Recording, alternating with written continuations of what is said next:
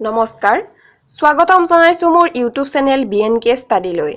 আজি আপোনালোকৰ লগত আলোচনা কৰিম অসমৰ বিষয়ে কেইটামান জানিবলগীয়া প্ৰশ্ন উত্তৰ আহকচোন তেতিয়াহলে ভিডিওটো আমি আৰম্ভ কৰো প্ৰথম প্ৰশ্নটো হ'ল অসমৰ মাটিকালি কিমান বৰ্গ কিলোমিটাৰ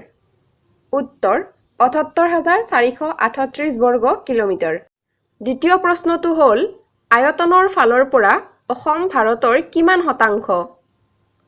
উত্তৰ 2.39 শতাংশ ইয়াৰ পিছৰ প্ৰশ্নটো হ'ল অসমৰ মাটিকালি হিচাপে আটাইতকৈ ডাঙৰ জিলা কোনখন উত্তৰ কাৰ্বি আংলং 4 নম্বৰ প্ৰশ্নটো হ'ল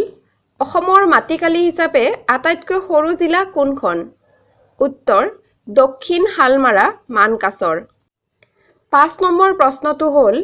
অসমৰ জনসংখ্যা সৰ্বাধিক থকা জিলা কোনখন উত্তৰ নগাঁও জিলা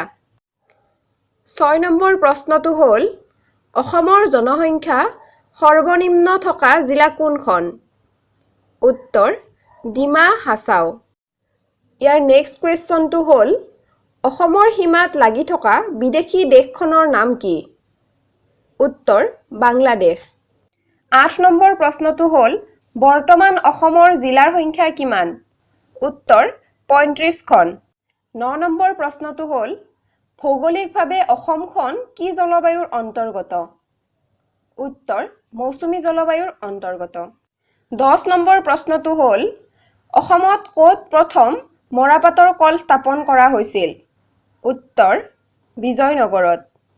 যদি আপোনালোকে ভিডিওটো চাই ভাল পালে তেন্তে লাইক কমেন্ট শ্বেয়াৰ আৰু সাবস্ক্ৰাইব কৰিব ধন্যবাদ